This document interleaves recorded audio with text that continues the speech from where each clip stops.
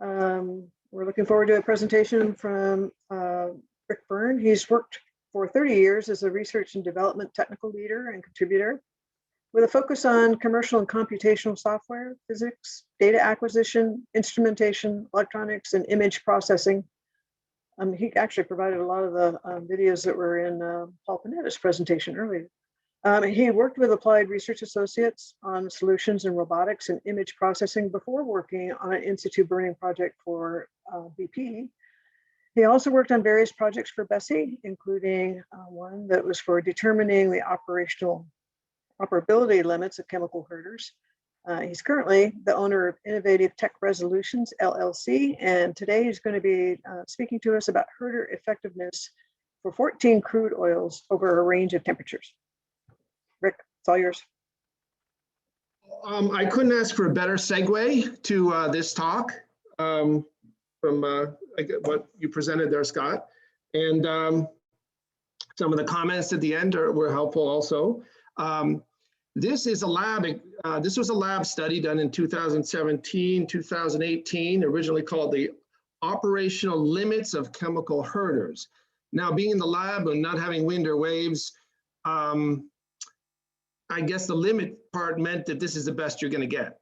But as far as the effectiveness, as far as, let me go slide. Acknowledgements, this started in Virginia at the VIMS, Virginia Institute of Marine Science, and there's some acknowledgements here for help we got. Then it moved to Colorado, and we packed up the entire thing and moved it out there to finish the project. Want to acknowledge Bessie for coming up with a concept of the project and funding it. And let me keep doing this. And the outline here is basically going to discuss what the project was, introduce it, some basics of herders, and focus a lot on the real core of the project was doing a test matrix of oils and herders. So we use the two herders that you see a lot these days in literature, and they are, as far as I know, still the two commercial herders available. And we used 14 oils, and the focus was on the variations in the oil properties. So one of the things in the project that was asked for is to look a little deeper, just not at viscosity, but other chemical properties of oils that may affect the herding effectiveness. And one of the big parts of the project was also the apparatus itself and developing the apparatus. I think I can show a video that was just give you a good idea what the apparatus was like. It's a 1 meter squared test tray, which is, you see a lot in some SL Ross studies. And we adapted it for our own purposes. Put a video camera and some acoustics to measure thickness live, and some other things. Right now the oil is contained in the middle. You can see the oil is not filling out the container because already there's some pressure caused by the oil film that keeps the oil confined, and now it's getting unconfined. We lift that thing up and the oil spreads naturally. And when the oil sheen gets near the wall, the herders will be released through a semi-automated syringe pump. And these things are used in medicine to dose, create doses of medicine and stuff like that. Now, every single time this happens, you get a different shape, and be careful about, saying what you think it looks like, or you might be revealing a deep part of your psyche to your coworkers that you might not want to do. But anyway, that is the beginning where the herder is released, the oil contracts, and comes to a certain thickness. At some point soon, this video is going to speed up because this is a 60-minute test. And it's going to show that the oil eventually winds up always in the same shape at the end, which is a nice circle, because it likes to go, you know, these liquids, when they have a confining pressure, like to go to the most efficient shape possible. And there it is. It's like getting subtly prodded with a little blowing apparatus, so it stays in the middle of the tray, so we can get a constant thickness measurement on it. And that's where the acoustic transducers are. So that was just a general overview of the test. We did 111 of these, and with all the oils and all the herder combinations and the temperature combinations, etc. So go back to the PowerPoint. All right. Now, Scott went over a lot of this. You know, mechanical confinement of oil is sometimes difficult to do. You have to get the equipment there, and herders are, in some areas, really the only way you can do it practically, and get out to the area to burn. You know, you have floating ice some places are remote, and herders do increase the thickness, and in many cases thick enough to burn. I don't have to put a lot of chemical down on the water as far as volume goes, and a lot of times it's complementary to dispersants. I mean, yeah, we mentioned that you could, you know, herders can confine oil in waves and maybe less so in wind. I don't know, but a lot of times it's complementary to dispersants, because dispersants can use wave action, and herders usually, the wave action goes against herders. What am I doing? Let's see, there we go. The treatment of the theory behind herders is often done this way. If you have a pool of oil on the water, they call it a liquid lens. This force F0 is the combination of the surface tension of the water, the surface tension of the oil, and the interfacial force between the two. And it, by itself, if there is no herder, the oil tends to spread. That force wants to, basically, the resultant force allows the oil to spread. And when you add herder, it's a lot of the literature separately bookkeeps it into a separate force. We're calling it F sub M, which is a herder, the spreading force of the herder monolayer. Now, these Fs are really like units of force per unit length. So they are spreading forces on the table, which is the water, and they counteract each other. And one thing I want to, I guess, from all this right here, one of the more important things is the H. H is the thickness. And what you see here in both terms here is H, and then there's some constants. Capital P here is some ratio of the densities of the oil in the water, coefficient of gravity there, and then H squared. So that's the thickness. Is thickness squared is going to be proportional to the spreading force the oil has, and then the spreading force of the monolayer. And they'll probably come back to some of that theory, maybe mention it later when we have some results. But what we did is 14 oils at 2 temperatures and 2 herders, Siltec OP40 and Thick Slick 6535. We tended to call the first one OP40 and the second one Thick Slick. I mean, we could have gone, call it a Siltec, and 6535 isn't as catchy. So we went for OP40 and Thick Slick throughout the rest of the, throughout the final project and stuff like that in their final report. So anyway, when this came out, what was requested is a baseline. And the baseline wanted to find out, when you're testing a lot of oils in a very controlled situation, could you do it in such a way that you could kind of extract some, real solid measurable kind of comparisons that up to now have been kind of anecdotal or kind of a gut feeling as people have used herders in the field. And, there are people out there who have done a lot of testing and they have a really good feeling for this and when they use a herder and when they wouldn't use a herder. This is kind of the start to investigate it to a point where,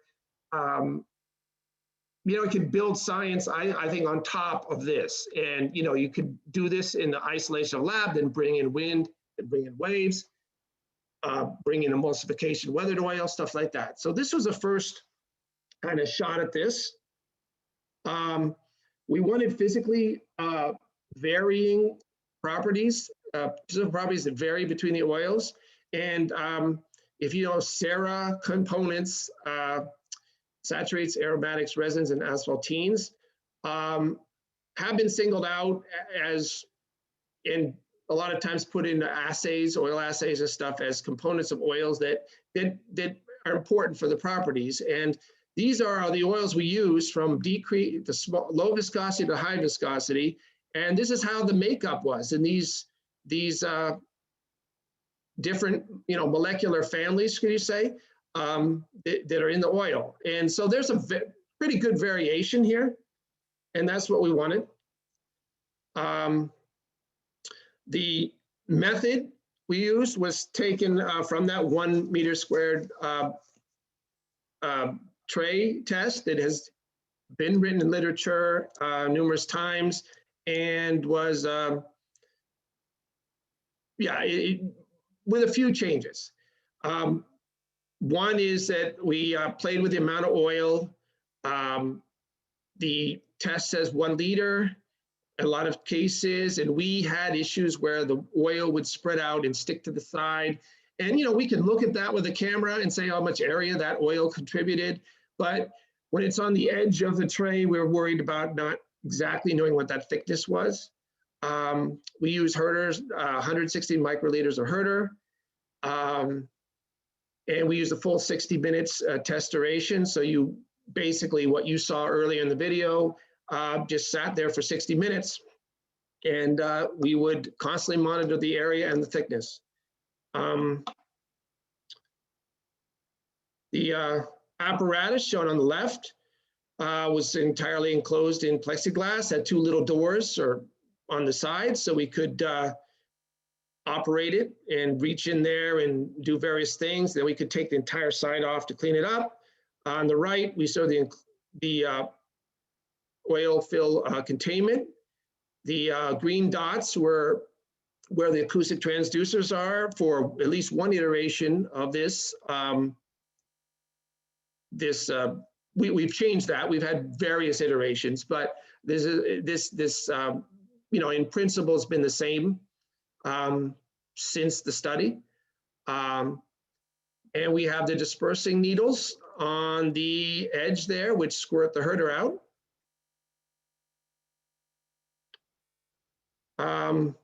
Syringe pump, as I mentioned.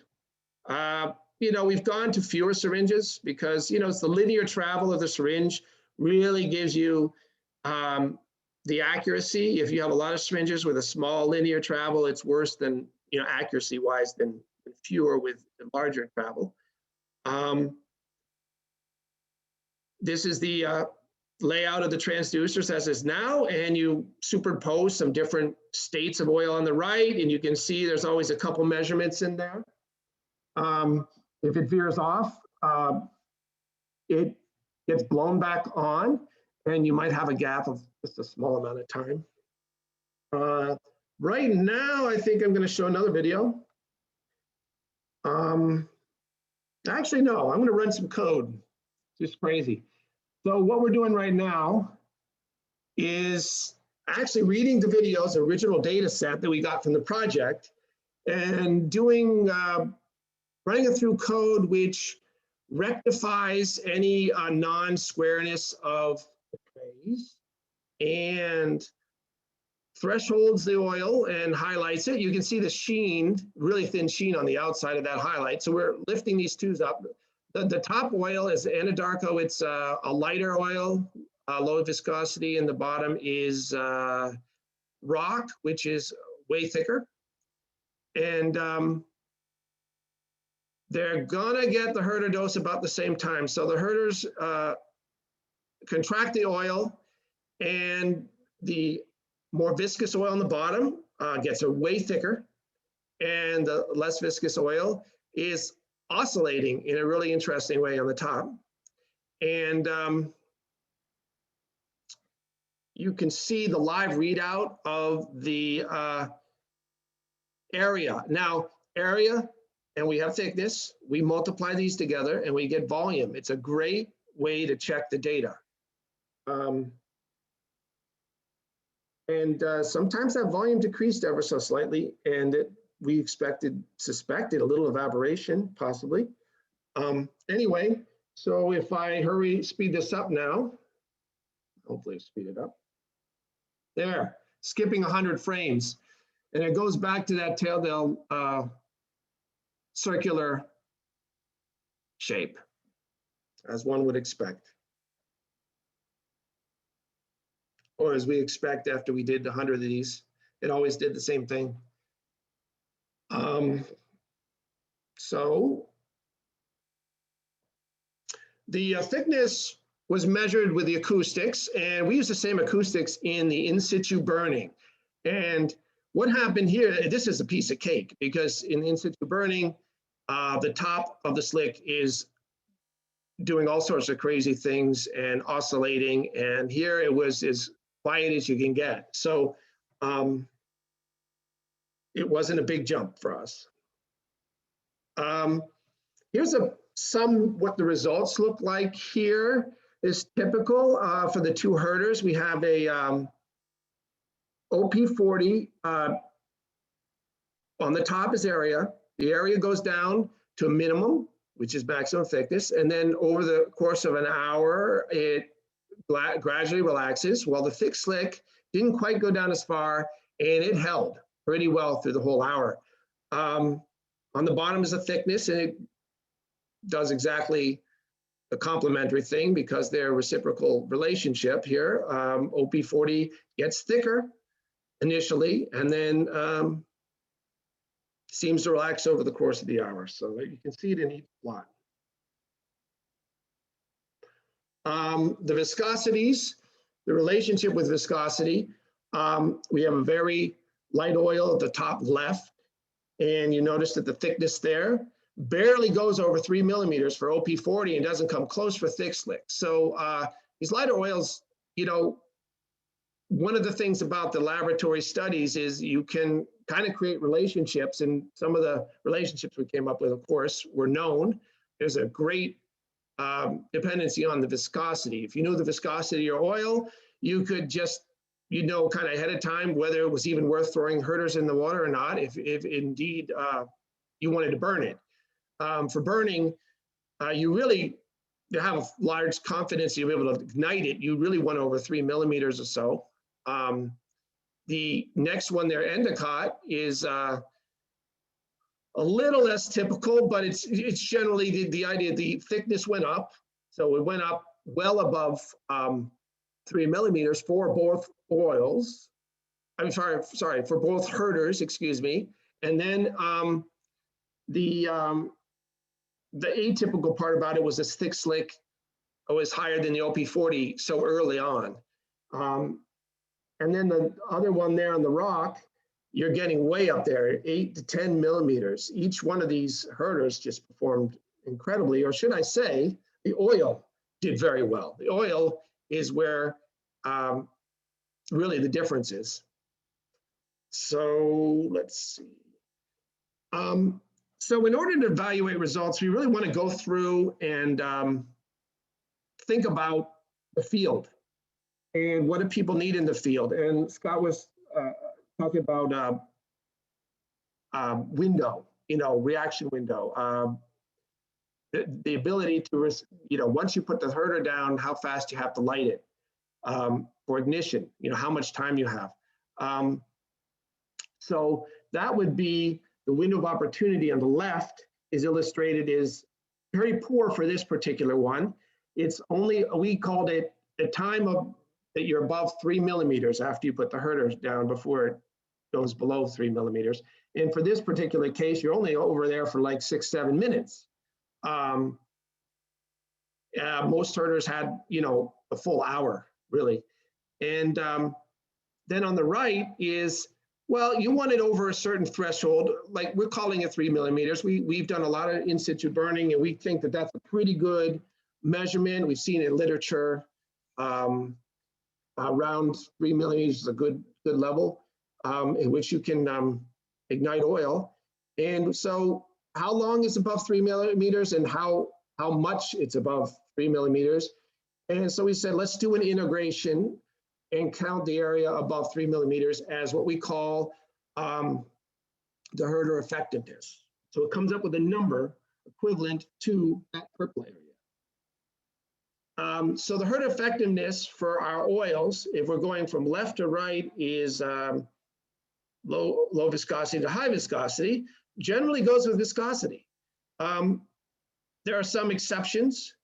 And we broke this down for the nominal 20 degrees Celsius test. The 5 degrees Celsius nominal temperature range was better in most all cases. And that's perhaps because the oil's thicker. That's understood. The viscosity is higher at cold temperatures. But here we can see that even ANS, you know, has a little bit higher viscosity than some below it, is not as good for herding. And then on the right is the window of opportunity we're talking about. Is how much time you have to ignite that oil once you've herded it. And it varies for the two herders and the oil type, but most of them are right there at 60. This was a 60-minute experiment. And so as much as I wanted to extrapolate the curves and get better numbers, say, oh, well, let's just leave it at 60. Probably a good idea. The high viscosity ones, almost all give you a lot of confidence. You're going to have plenty of time to get to the herded slick. Now we're going to correlate with various things. We've correlated with all the different chemical properties, including the sulfur content, the sera, each individually, and the viscosity and the density. And the best correlations we got for herder effectiveness, it's velocity on the left, viscosity on the left, excuse me, and that was known, and that was mentioned in the original RFP, say, you know, we know viscosity is highly correlated with herder effectiveness. But on the right was the actual addition of the resins plus asphaltenes together. Had a very, very strong correlation with effectiveness. Now, these are two polar families of polar molecules. And it's interesting because, you know, water is a polar molecule, has a very high surface tension, and resins and asphaltenes together did much better than either one of them alone as far as correlation goes. So the combination of those two correlating to effectiveness is not surprising. Does that mean you're going to ask for the oil assay when you come out on a spill and say, oh, how many, you know, resins and asphaltenes does it have? You know, I want to know if I'm on the threshold in order to use herders. We're probably not there yet, but it's an interesting result. Some of the conclusions is the herd effectiveness and window of opportunity required the high fidelity methods. Now we had continuous monitoring with acoustics and continuous, video processing, finding the area and the thickness. They validate each other, they support each other. But in order to find that window of opportunity, you have to have fairly dense in the temporal direction, dense measurements. So you can find out exactly when it's above and below that threshold. And same with an integration. In order to get an accurate integration, you can't have 3 or 4 measurements over an hour. You really need the continuous measurements. The OP40 causes slicks to achieve higher thickness, but decays faster over time. That is consistent with an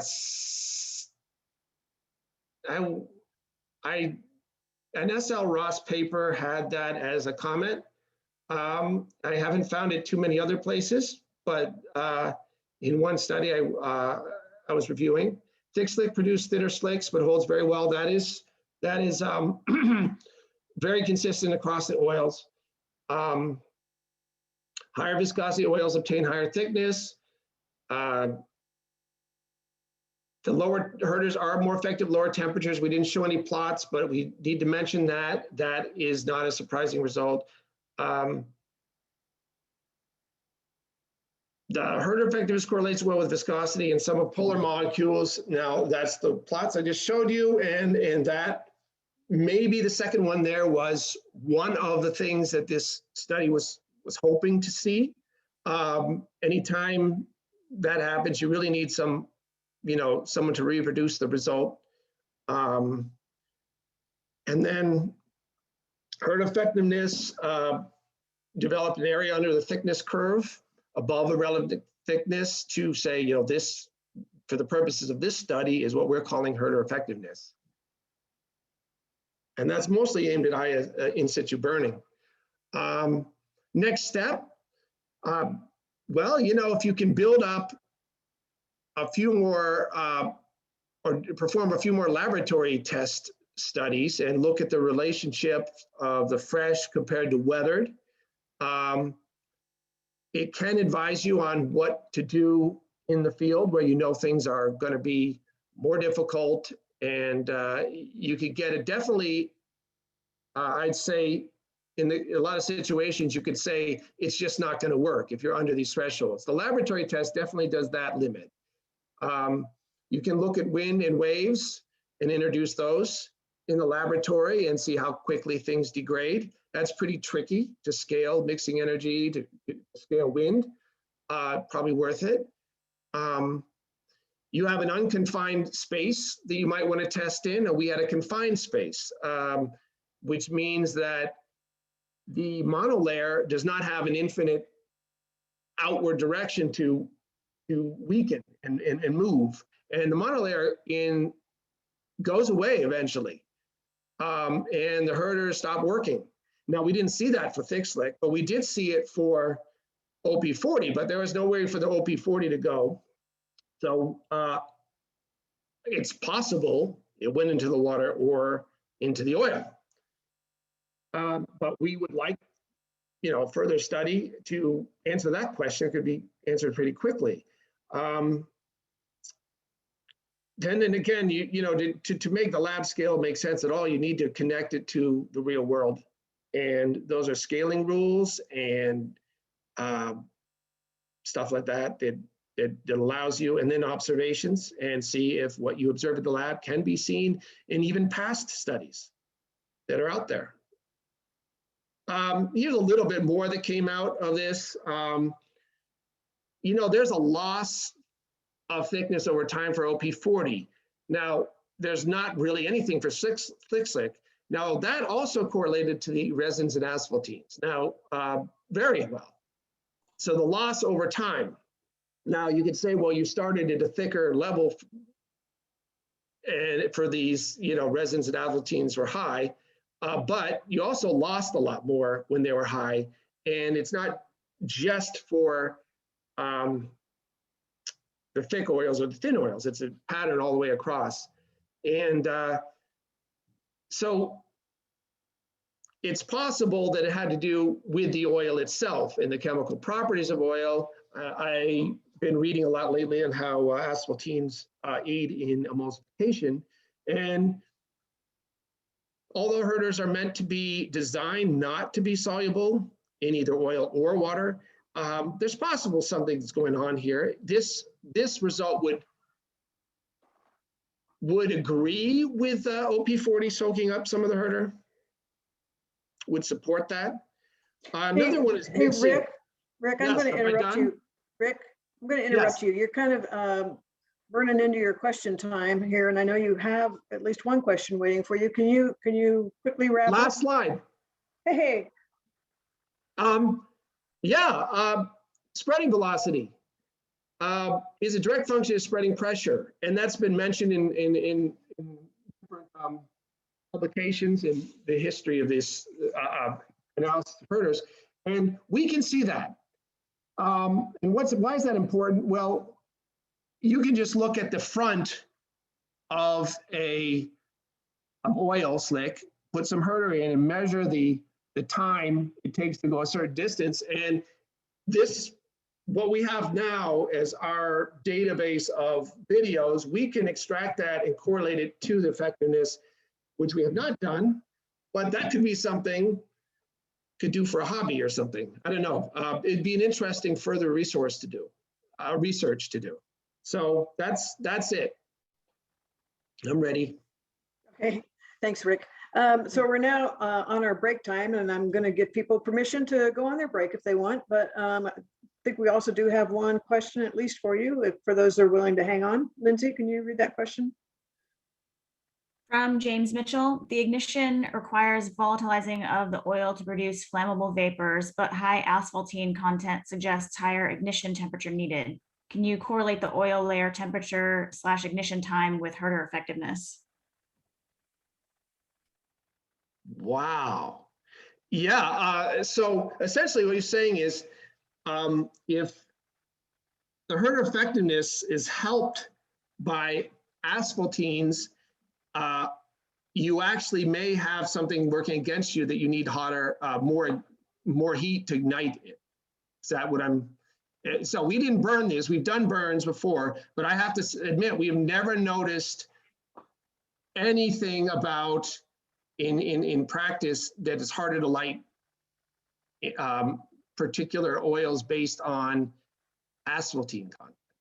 So I can't really. I'm glad you asked it, but I can't really answer that. James suggests more research. Yeah. All right. Thanks, Rick. Thanks